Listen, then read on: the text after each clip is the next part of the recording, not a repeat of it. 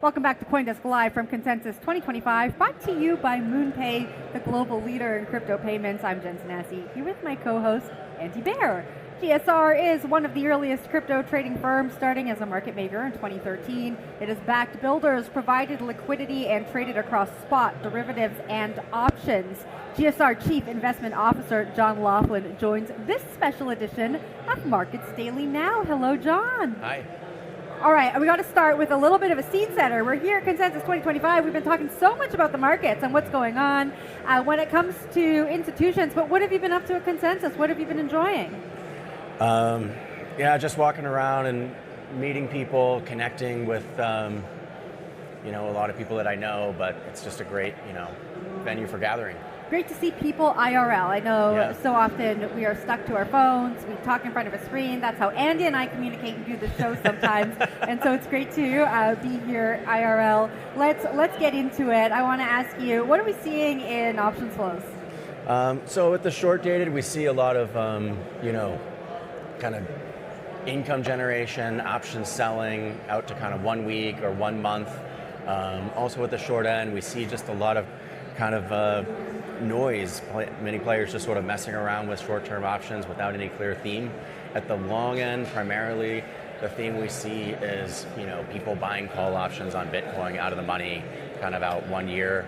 So, 125,000 strike, 150,000 strike, and that's really looking for a lottery ticket like payout, betting on Bitcoin repricing higher sometime over the next 1 year. John, you and I know each other a long time, and you spent decades really understanding the traditional options markets, both in equities and indices. What you just described is really different from how investors behave in equities, and certainly is absent of things that institutions have to do to manage risk. At what point do those two worlds collide, right? Because they're both kind of developed options markets. Where do you see them starting to cross streams? Yeah. So I did spend 20 years trading options and running derivatives portfolios, looking for mispricings in equities, FX, credit, and rates. And I think that the main thing that I don't see, I guess there's several things I don't see in crypto yet. There is some call overwriting, but it's not nearly as dominant in crypto markets as it is in traditional finance markets.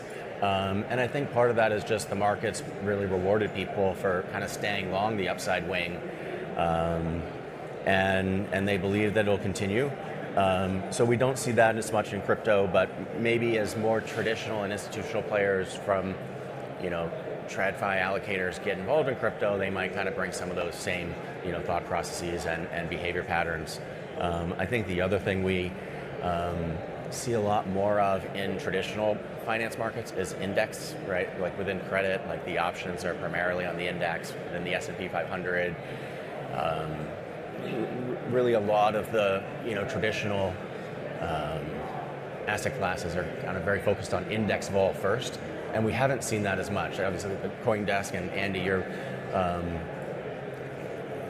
progressing on your CoinDesk CD20 index and options on that, and we have seen some trades. We did, I think, the first trade in that.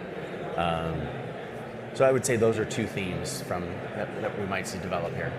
I hope you're right. I mean, index options as a risk management tool are, as you say, they're primary. But even a year ago at Consensus last year, we didn't have Bitcoin ETF options yet. And now there's a lot in strategy options trade a lot. They're converts. We'd love to see index options in the United States someday. On the other hand, Coinbase goes and buys Deribit, and that's a scale-up maneuver. Do you see the two, I guess the on-chain option market and the traditional option markets continue in parallel, or does one start to dominate? We're still so early in terrestrial market derivatives trading, so how's that horse race look to you over time? Yeah, I think there's different market participants, right? There's hedge funds and traditional institutional allocators. If they're doing anything in crypto at all, it's going to be kind of on the CME or the IBIT options. Crypto native players tend to prefer Deribit. There's also Paradigm, which allows you to get kind of larger block trades done and multi-leg option structures. In terms of those merging, I think I might say there's probably a prerequisite for kind of more clear regulatory guidance, or maybe even legislation from Congress before you really see the CME and Deribit kind of merge into the kind of same thing. I think right now you can trade on either. There's good liquidity on both. Arbitrage in between them is something that can be done, but it requires a lot of focus and high speed automation. It's more of a market making game. So as an end user, I don't think you're getting a significantly different or worse price in one venue or the other, and just pick one. John, we got to leave it there. I think we could talk about this forever, but unfortunately we are all out of time. Thank you so much for joining us at the desk. We'll see you around the conference. All right, thank you. That was John. GSR Chief Investment Officer John Loflin.